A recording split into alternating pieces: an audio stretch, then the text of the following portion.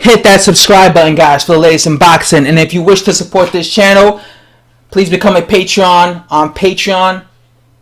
The link is in the description below. So Eddie Hearn says, or he claims, that Alexander Povetkin will be Anthony Joshua's most difficult fight since his fight with Vladimir Klitschko. Now, when it comes to this, I have kind of mixed feelings about this.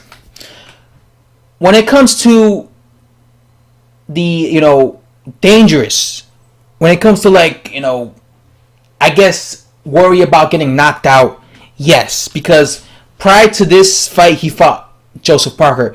I don't think Joseph Parker is a big puncher. I don't think he's a big puncher. I never felt that he was a big puncher. I never claimed he was a big puncher. I felt that he was good at being elusive. He was good at evading punches. He was a good boxer. He was quick for a heavyweight.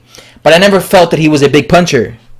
But when it comes to Alexander Povetkin, he is a big puncher.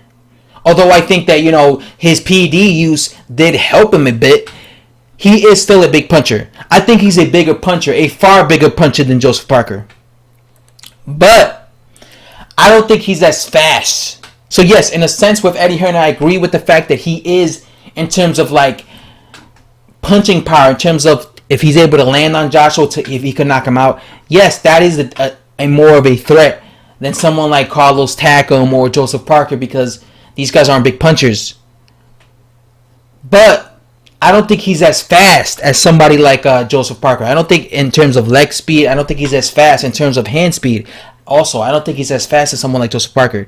So although Anthony Joshua has to, be worried about the Vladimir Klitschko's hooks coming at him and being able to avoid it, he doesn't have to worry about the speed factor. Like when Anthony Joshua fought Joseph Parker, he said that he was cautious about Joseph Parker's speed. He was saying that the reason he wasn't trying to, just rush in and knock out Joseph Parker was because he was playing it safe, because he saw that Joseph Parker was fast. He saw that Joseph Parker was a fast heavyweight.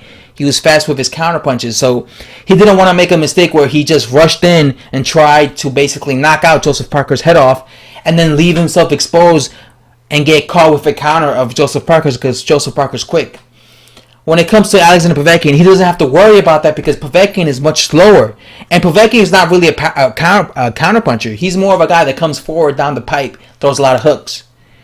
It's going to be easier for Anthony Joshua to be able to land on someone like Alexander Povetkin, because Povetkin is not as elusive as Joseph Parker. He doesn't have that upper body movement.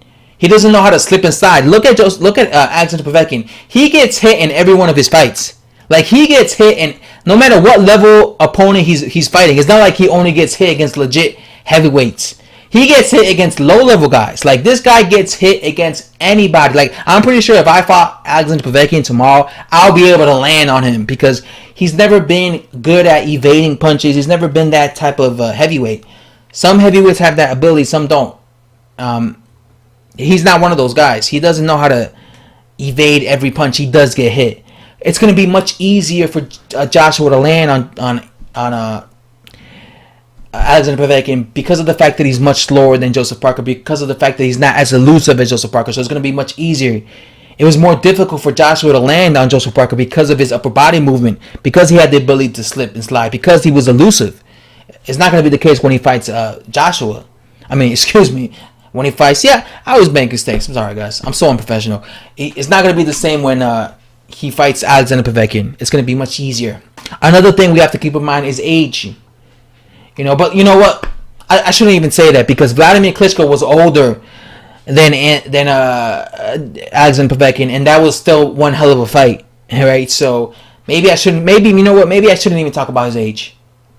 But I just think when it comes to his style ages a lot faster than somebody like Klitschko, because Klitschko was a technician.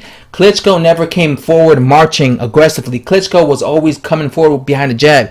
Klitschko was a guy that tried to set his opponent up, right? When it comes to so he was more of a technician, and these type of styles tend to age well in boxing. But Alexander Povetkin's style tends to age quickly in boxing because Alexander Povetkin is an aggressive fighter, and when you're aggressive like that, that suits a younger fighter, right? If you look at all the fighters who fight like that aggressively, they end up aging. By the time they're 35, they're shot.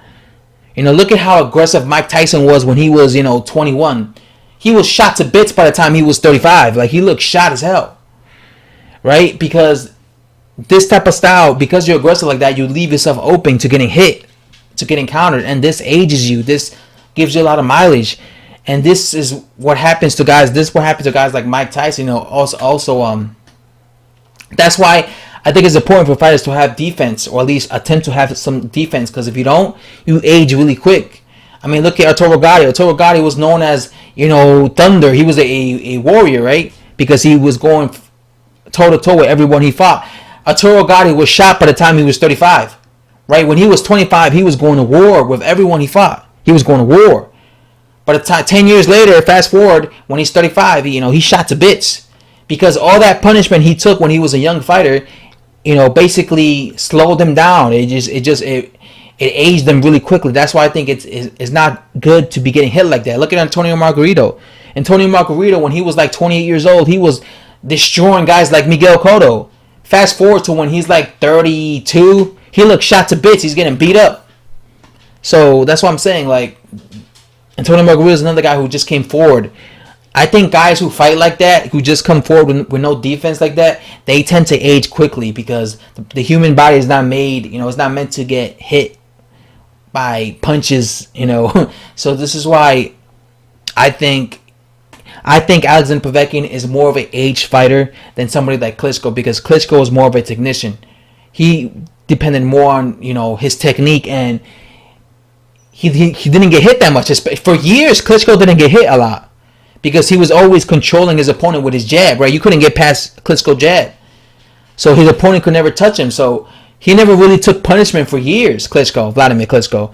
Alexander Povetkin, on the other hand, took a lot of punishment. He was in wars with Marco Huck. He was even getting caught cleanly and flushly against Carlos Takam. He was getting hit against Manuel Char. And trust me, homie, he's going to be getting hit and lit up against Anthony Joshua. So yes, I agree with Eddie Hearn, and I don't. I think it's a tough fight for Anthony Joshua in the sense that he's a big puncher. But I also don't think it's his toughest fight because of the fact that it's going to be so much easier for him to land on Alexander Povetkin, because Alexander Povetkin is not as fast as somebody like Vladimir or Joseph Parker, and he's way more one-dimensional. He's not on his toes. You never see Povetkin on his toes like Klitschko was, or like Joseph Parker was. He's going to be more of a easier target, right? I'm telling you, he's going to be way more easy to hit, and I think that's going to be what's going to result in him getting knocked out against AJ, is the fact that he's easy to hit. And trust me, if AJ is able to land on him, I do not see Povetkin recovering. Anyway, guys, that's all I have to say. Much appreciated. Subscribe if this is the first time you watch this channel. Subscribe because I make videos on a daily basis. American Sister Channel. And if you wish to support my content, please click the link below, which is Patreon. You can become a Patreon of mine and support my channel. And like I said, I don't make no money on YouTube, so all these I just make videos for my subscribers and because I love talking about boxing. That's it. But yeah, I don't make absolutely no money. I'm not like some of these channels that they're asking for donations and they still make money off their YouTube channels because they're monetized. I don't make a dime, homie. Nothing. Anyway, guys, that's all I have to say. Thanks for watching, and I'm out.